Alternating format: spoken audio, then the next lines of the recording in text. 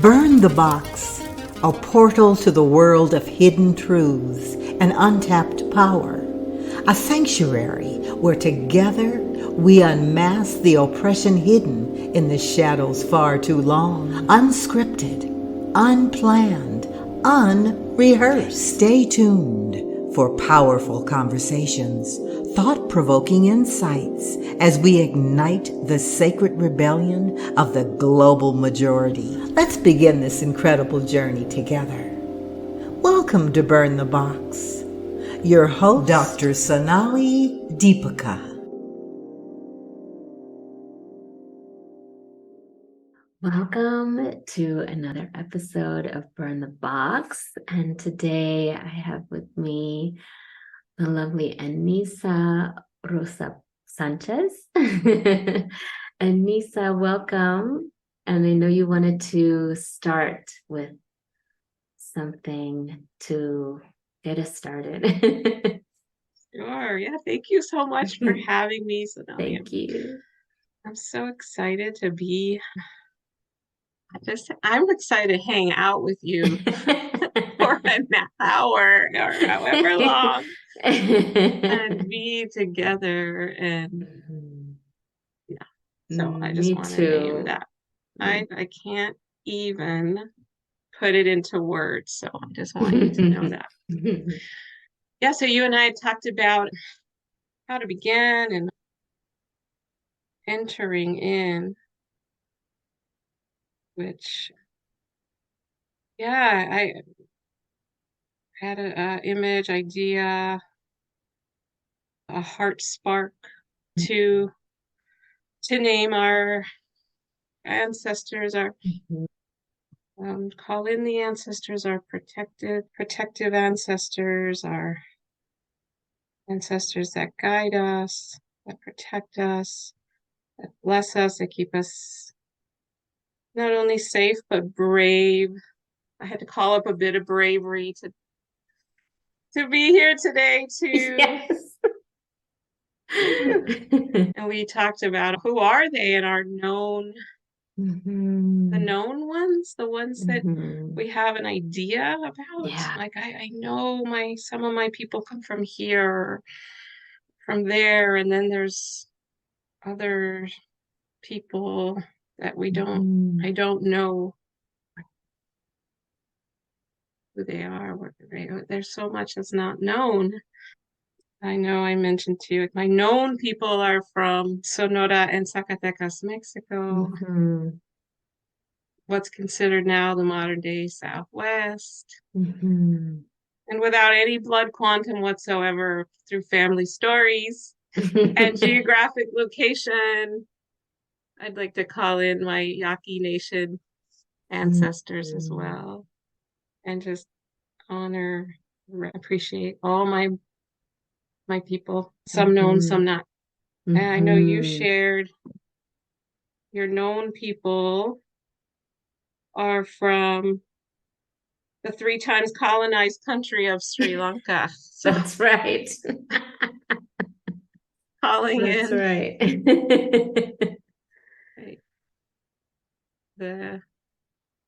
Right. The protection and yes, thank you. Guidance for our podcast today of some of our people.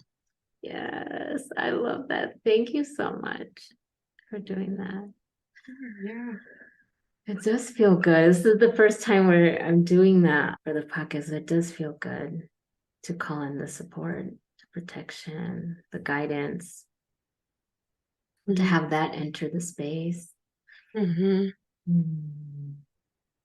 Yeah. For us here, it helps me be more here. Yeah.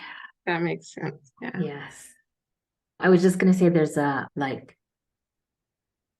was feeling was just like more fully here, like more hearts like turning on and being like, okay, yes. We're doing this. What's more alive? Like, yes. Yeah.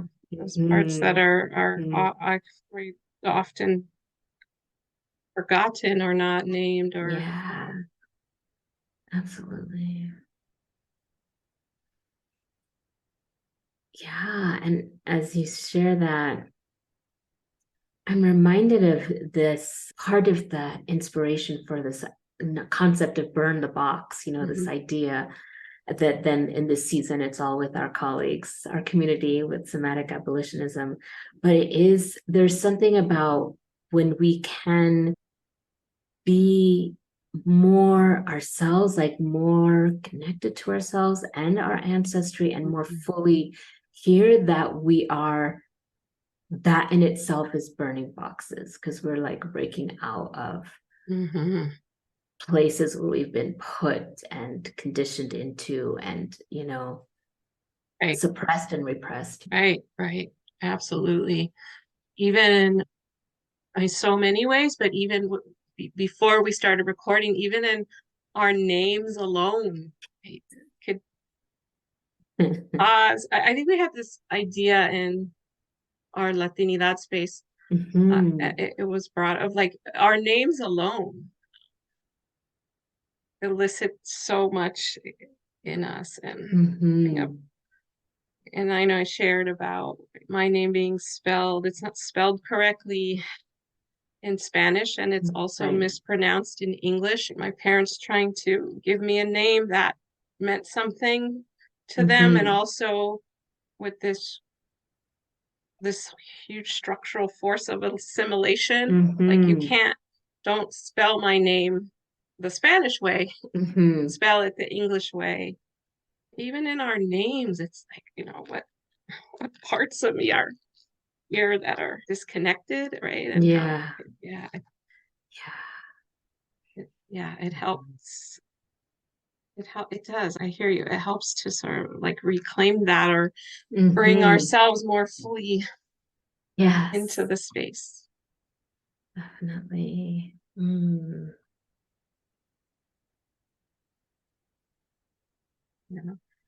I'm curious what's alive for you now these days with this burning boxes, like with expanding out of spaces where we've been constricted, or even like becoming more of yourself, showing up as more of your full self. Yeah. Well, one thing I don't want to override is that I'm getting this image of like when we name our guides, our ancestors, right?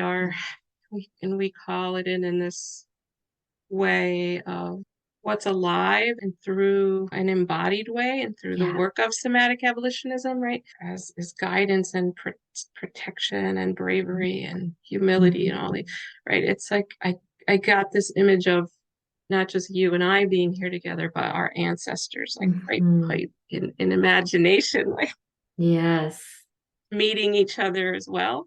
Like, and I didn't want to override that, because I'm so glad you named like my mind was like, oh, that's such a lovely thing that came up in my imagination. Yeah, I'm so glad you named it.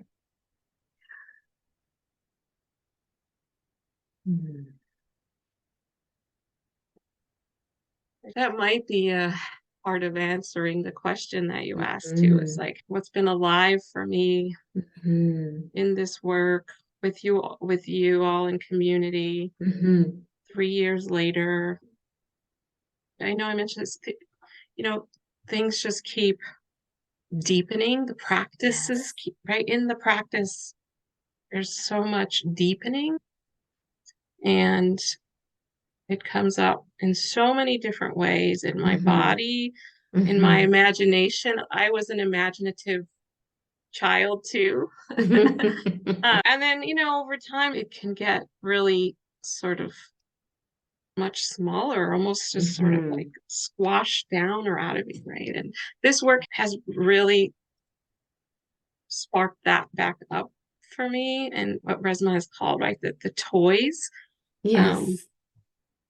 And playing around, right, playing in my imagination, playing inside of my own body, and doing somatic elicitations. And I've particularly focused quite a bit on heart, Mm-hmm. And this gets brought up with my triad and with other constellations of our SATP, Yes. group.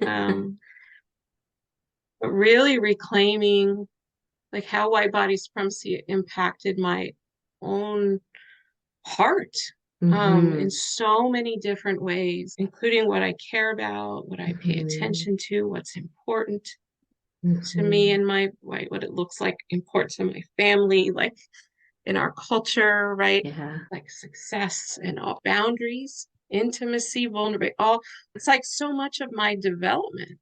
Yeah.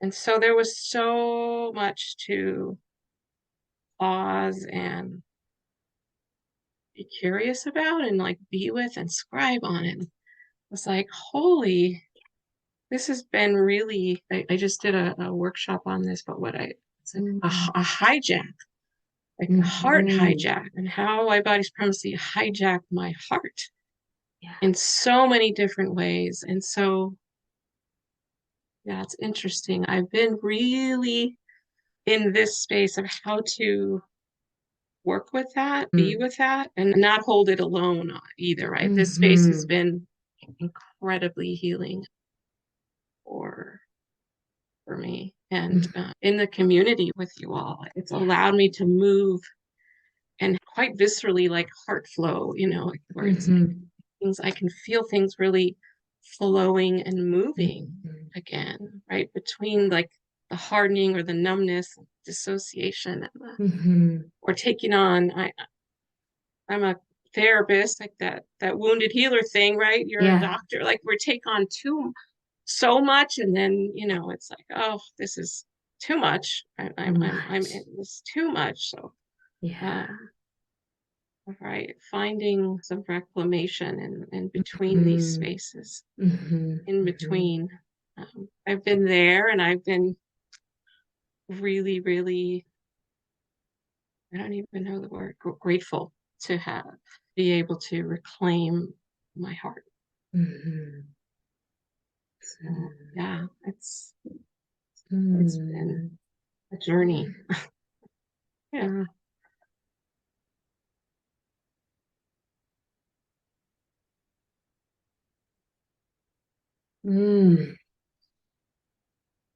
Thank you for sharing that. It was coming through around like just an awareness of how, just even energetically in the body, like the heart space is the largest, like energetic space for us to hold. And when it comes to, like reclaiming that, you mentioned numbness, you mentioned like, it made me think about what, like the process of reclaiming it, and also it has such capacity, like the heart, energetically the heart, right? To feel, to grieve, to love, to forgive, to have gratitude, like all of this, like these really expansive emotions and experiences. And with white supremacy, with all these forms of oppression, patriarchy, colonization, all of this. Right. And I'm curious about what's happened. Like, have we constructed walls which then keep us also limited in our ability to have this like beautiful expansion and feeling and, moving through experiences that way? I imagine like there's something protective around what's happened, Right. Absolutely. I feel like it's so much of it is protective, right? How can it not be? Before our training and this returning to the practices of somatic abolition, our work together most certainly didn't hold it in that way of the larger context of, right, of the protective part. It was landing a lot in defective.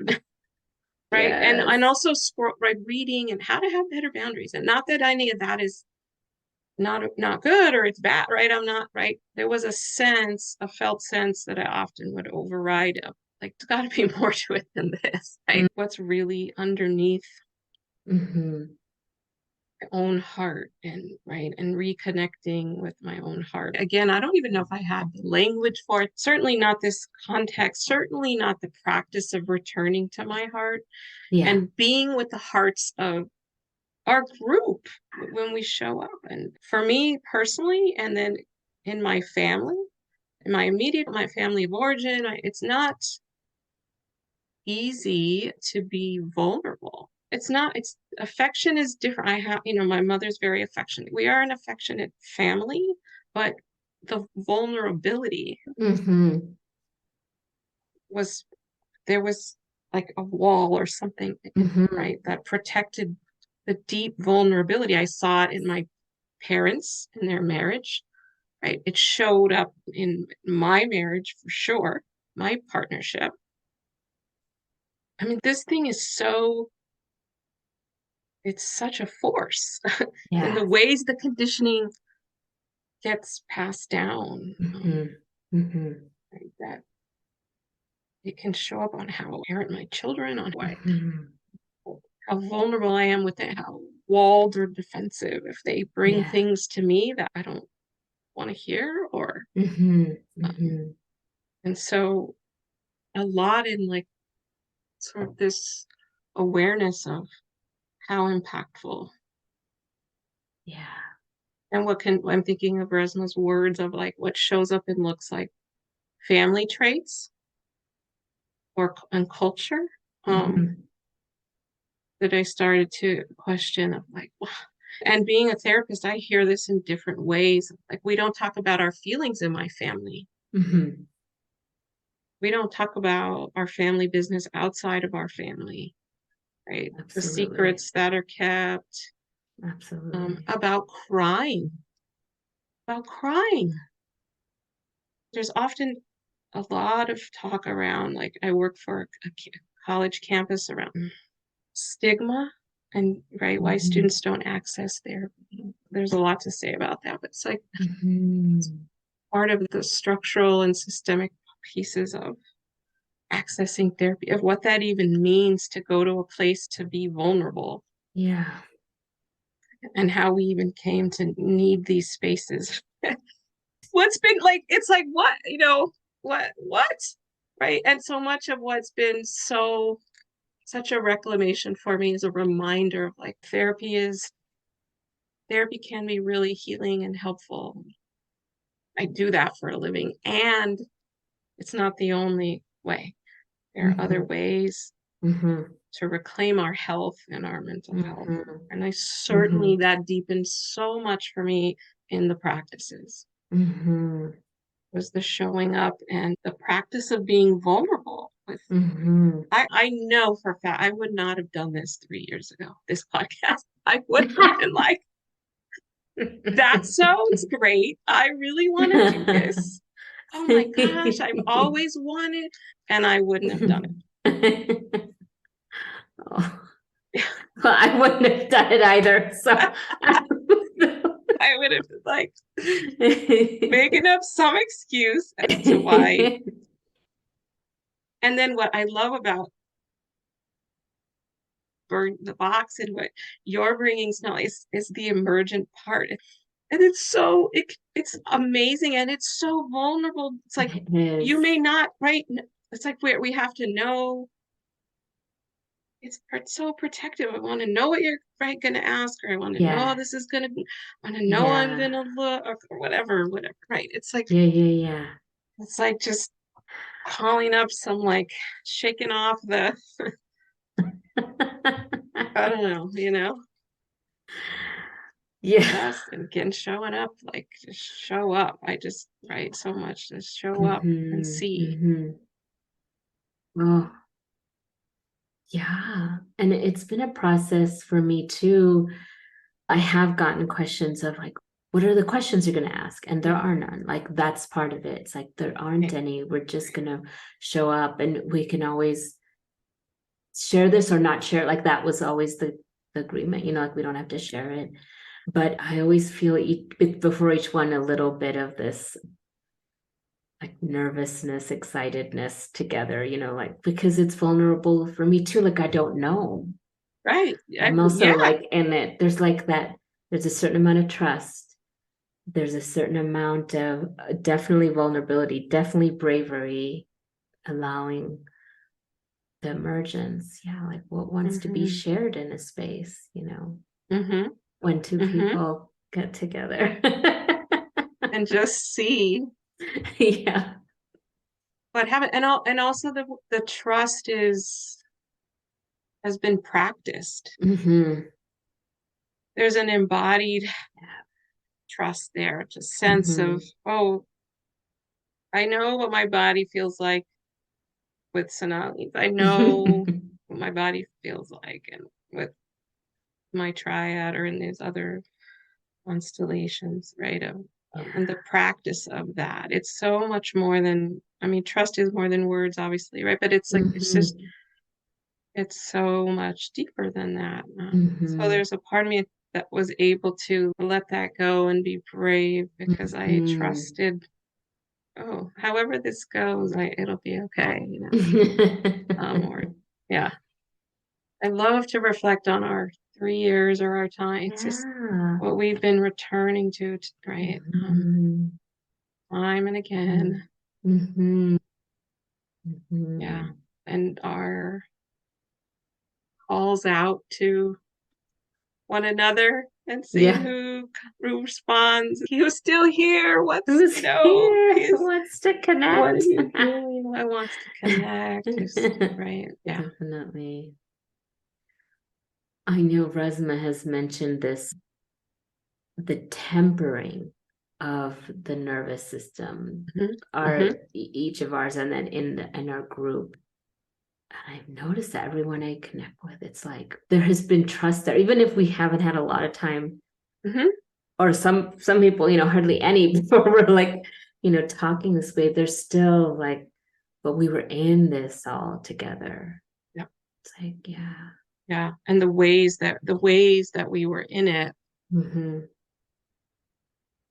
I don't know about you, but unlike any other way I had been with any community, and reflecting on what I call community. It's like, oh, I call this space a community, and really I don't have a trusted sense of who, or maybe I do, and I'm like, I don't know if I want to be in community here. I felt like I was in proximity a lot, but not in community, in real or building community. We're doing and in the building of it, and it's very different. I've been tempering and conditioning. I've done so much like scribing and embossing with my heart space. Like it's helped so much with my nervous system. I know the two are connected and they communicate. And I've reflected on in the field of like psychotherapy, there's so much emphasis on the nervous system and the nervous system and the nervous system, and maybe not enough on our hearts. Well, how's your heart been impacted in so many ways of, not only with mental health, and health are so connected. Yes. It's like in so many ways of gaining back nourishment for our hearts. Slowing people down in practice to,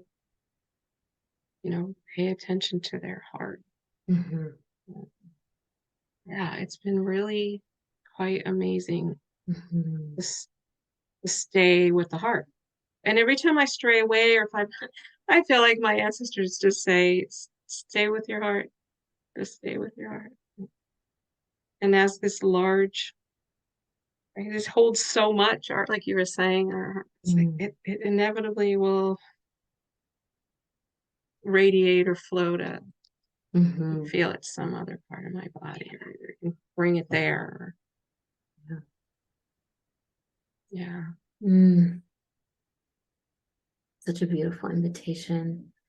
As you mentioned, because yes, the nervous system is important. Mm-hmm. And there's a lot that we can work with that and talk about and explore.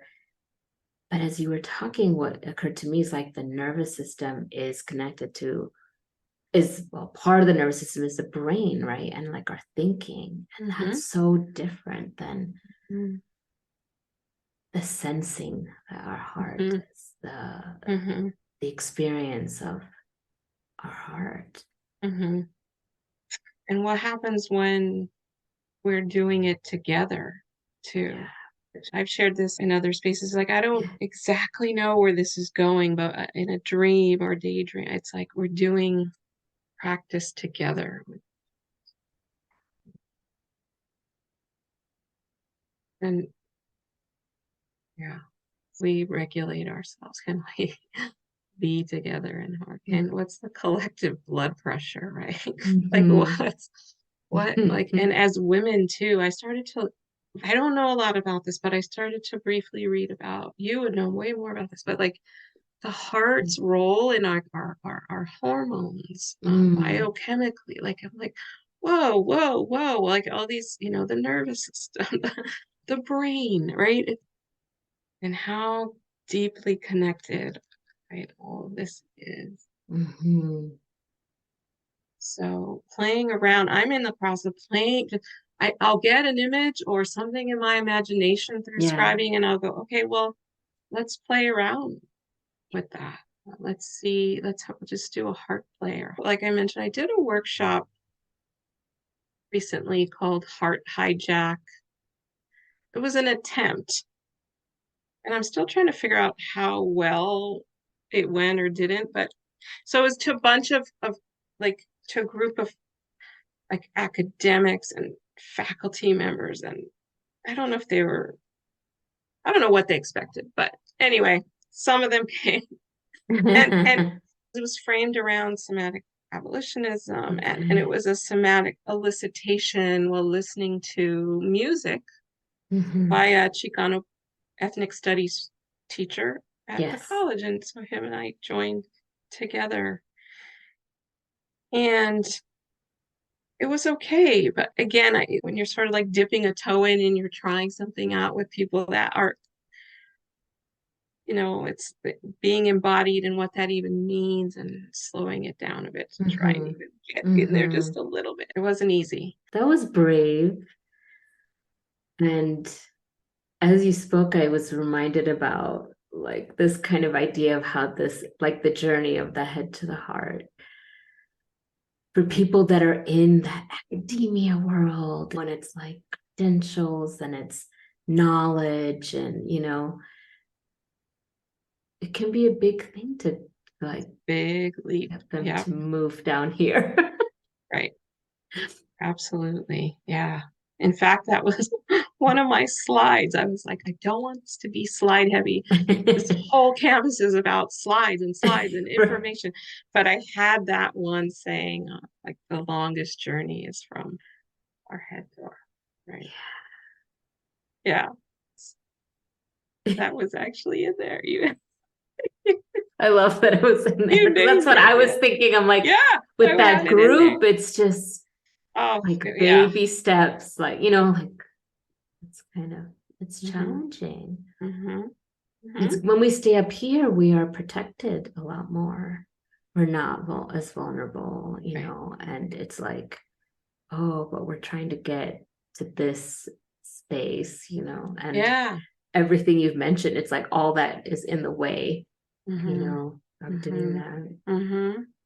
And when I go in there, in my heart space, in my body, how often I get like taken out, right? Not by my own, sometimes it's my own doing of override, or it works. It's also like what goes on around me and structurally and systemically that it feels like some of it sometimes feels so violent to yank me out of my own, or to have molded my heart to care about certain things over other things. And I think I've shared this before, but when I was meeting with Tony and sharing we were meeting together and talking about artwork, and he said something like, I feel like you're saying like heart back, land back. I was like, yes, yes, that's it. That's it. Right? As an assimilated third generation, Xicana, not connected to tribe, indigenous, it's like known people, unknown people, lots of assimilation, all the holes in my family story, like what's known, what's not known. Yeah, it's heart back, right? That working, finding my way back to even care about land back and indigenous relatives and the anti-Blackness in our Latinx culture, indigenous erasure. Right? I'm thinking about Resmaa, like the horizontal and vertical, right? Wound, all of that. It's like so much, right? The heart is called over and over to me in image and in work and in different kinds of language and in meditation, like different ways to stay there. Like there was a lot there. Just stay there, just to right. And there was so much that came out of that for me that again I could not have done by myself in any way, shape, or form. Being able to return in community and heal in together. I'll forever be grateful for this space and the work and Christmas teachings and finding my people. Yeah.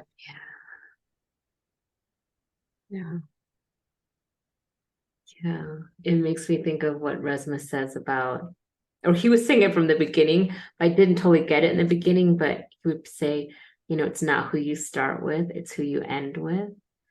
And there was something about, because our group got smaller, quite a bit smaller by the end. And it's like, there's something to being with, to staying in it, Not to say anything about anyone that couldn't continue for whatever reasons, but like that, just being in it for a longer period. It's definitely something shifted. And one of the ways, I reclaimed and am holding it pretty clearly is right the impact of all this on generations before, my children and their generation right now, and then future generations, and the enormous impact of that.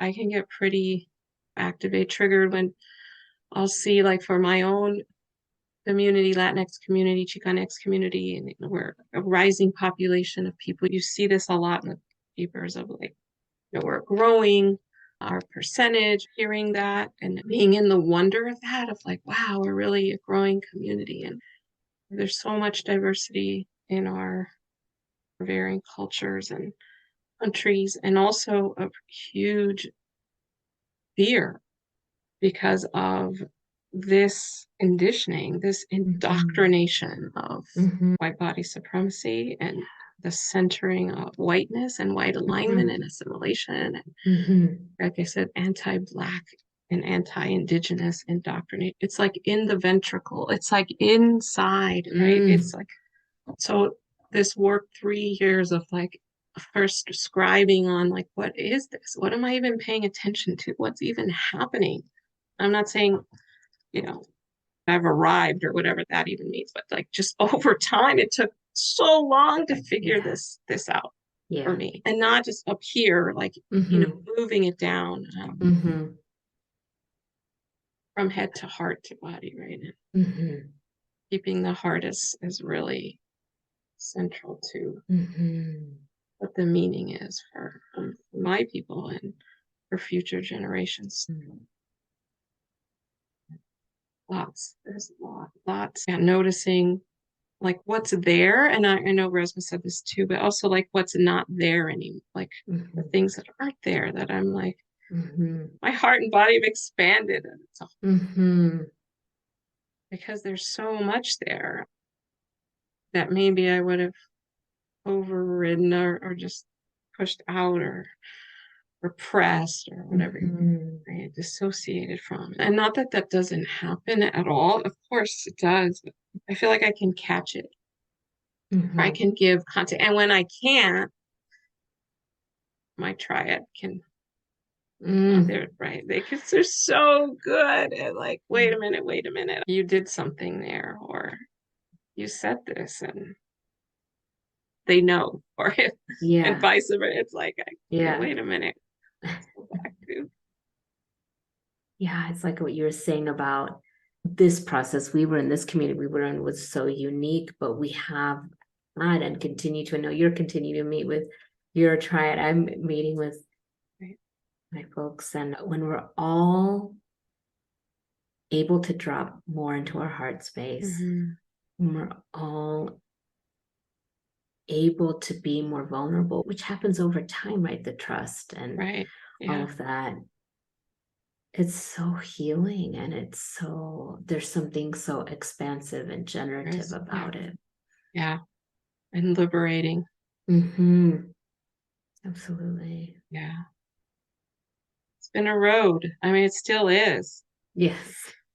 I receive support from a healer. I have a healer that has helped me tremendously.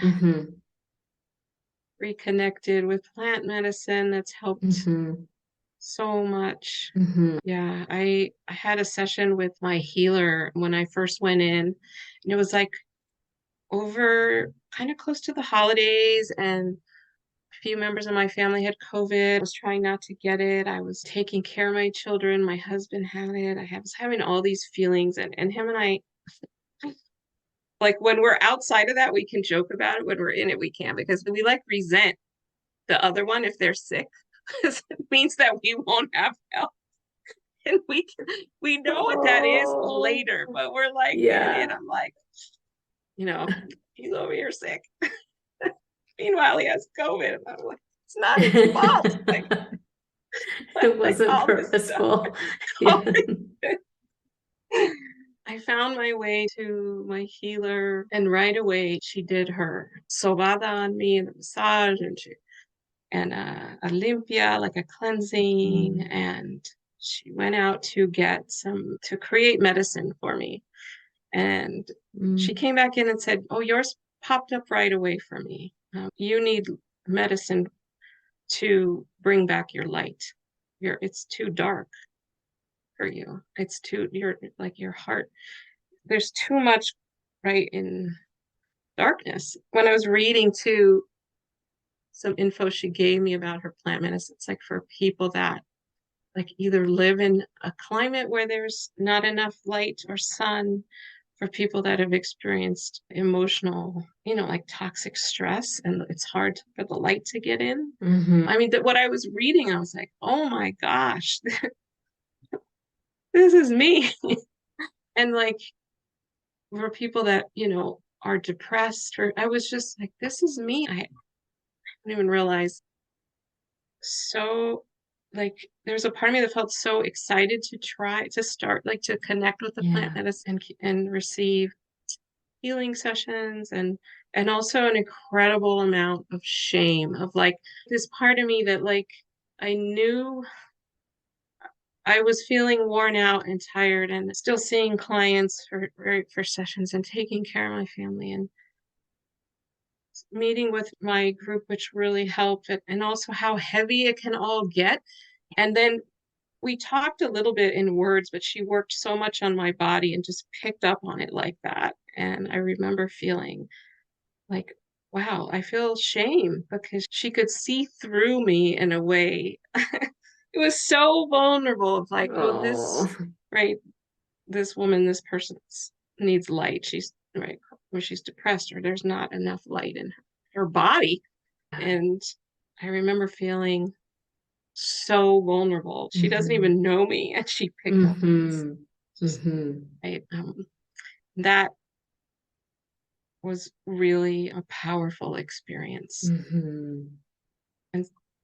And being able to continue the healing sessions with her, and plant medicine and teas, and specifically for heart, she recommended a tea for a broken heart, like just all these, right, all of the connection back to plants and earth were a part of this for me too, and it's been incredibly powerful. Feel that.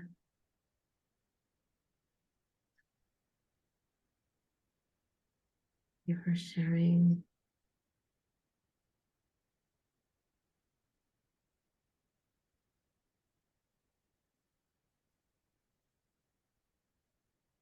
I love hearing about this medicine that's different than what we're like, well, in the US that we know of as medicine or as healing. It is. Yeah, it is. I love Indigenous culture and practices and teachings, and it's helped me find my way back to that and really reclaim, and also appreciate the ways that it never died, like in my family, where it may be done a little differently or called something, but I'm like, oh, that's essentially, we do that too, like we've always done that, and I didn't hold it in this Indigenous way, but right, appreciating what was not erased, and how my family still will practice these traditional ways or be together in these ways that could never be erased. There's been that too that's come up for sure. And helping, right, there's like also this way of like what's in our hearts and bodies as the medicine too. Like our group is medicine. It's medicine. Yes. Our absolutely. space is medicine. Yeah. It's been so much medicine. Yes. For us. Yeah.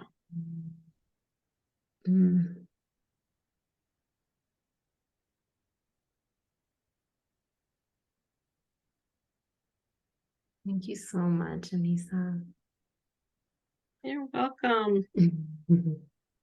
I'd love for you to be able to share where people can, whatever you feel like sharing, of where people can find your work or anything you want to share about what you're doing. I don't know if I have much to say. I mean, I saw the form of like, put your Instagram. It's like, I don't have a professional. At some point, I may get a professional page. I may do something in that realm or in another space. I'm content right now and happy to be meeting up like we do. And I know I have to name here or daydream about a retreat. Yes. Or some kind of gathering. Yes.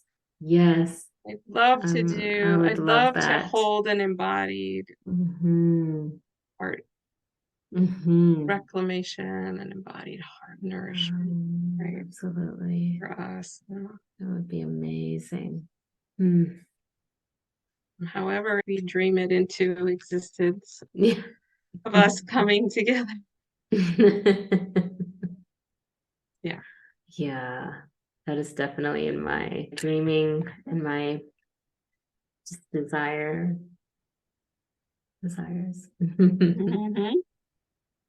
My heart expansion. Yeah. Oh. Is there anything else that you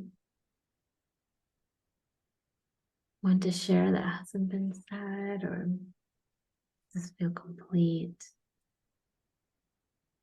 Maybe we can do some rocking or some art, like if you're called to put, I notice you put your hand over your heart a few times. And then I was reminded to do that too. Yeah, it's like the heart, when our heart's called. Like it's such a almost like an instinct, and you're like, oh, right, it's just I do that quite a bit, where it's like, oh. So maybe that, I don't know if it's Yeah.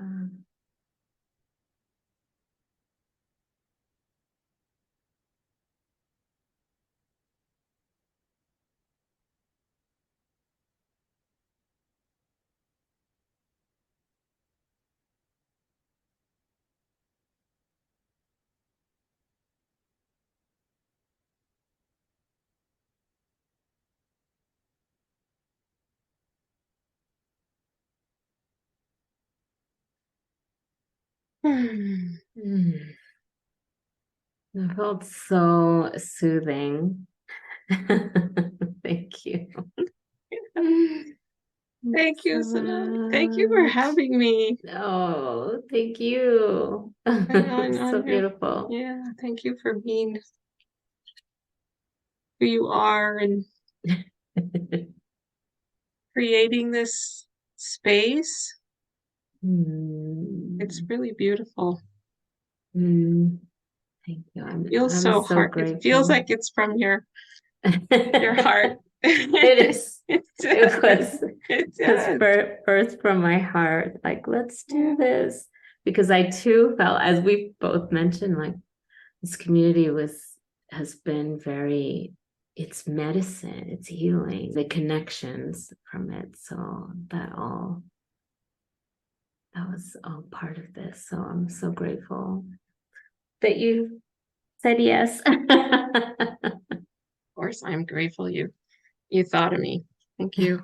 I'm happy I was able to do it in between, lots of other things, right? Kiddos at school. Yeah, off to pick them up.